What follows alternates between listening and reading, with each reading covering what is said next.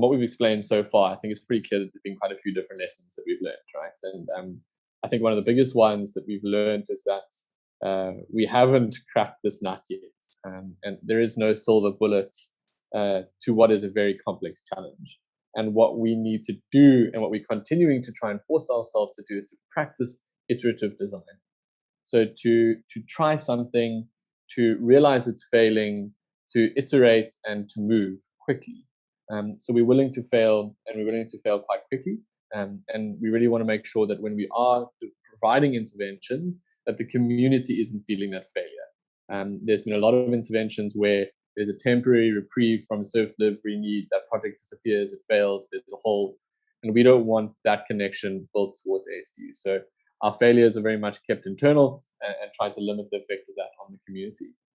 I think the other is that as part of that, partnership is key. ASDU is never going to be an entity in and of itself that's able to provide all these services, right? We can't do the social work, the technical design, and the financial design of the projects. So building that ecosystem of partners, specialists in social development, specialists in technological design, and specialists in finance that can come together and work as a collaborative space within the ASDU concept is a massive driving point for success in South Africa in these interventions. The other point that I think we've knocked our heads against quite a lot, and this is one of the big learnings for me, is that the environment sort of in which these systems need to be created in terms of a legal or regulatory environment is not yet there. And it's a big ship to turn, right? We're very used to providing services in one approach. And I'll give an example. So we're now installing solar home systems on roofs of shacks, to be blunt, right? And now we need health and safety clearance. So we go to a health and safety practitioner and they say, right, we need a clearance to work at height. They would like us to, for every solar home system installed, to erect full scaffolding, to have full body harnesses that are fixed at 3 different points. And then you invite them to come look at the site. And you're like, okay, can you explain to us how we're going to install scaffolding and every one of these homes have massive body harnesses and be fixed at 3 points. So building and iterating around these systems, helping these systems navigate and design, for us is a really important lesson we're moving to. The next big one for me is that these systems can only move at the pace of trust.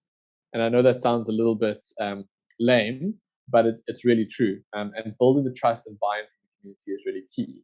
And again, a very practical example of that is working in one of the informal settlements.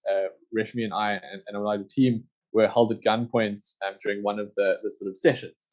And the only reason that we were able to move out of that space without any harm was because we had the trust of that leadership group and that community that were able to navigate us through that. Otherwise, we were completely at our own. They were ultimately our safety net. That community trust, that community buy-in is the safety net which we create. And then I think the last bit that we've really learned is that there is significant demand for this work. Not only from community members, but from the wider industry. There is a passion and a drive to look at universal access to services. And we really think it is possible in the South African context. And we really think that the positive knock-on effect that Resh has mentioned in terms of job creation and investment and creating active citizens within the green economy is possible if we look at these approaches like ASDU.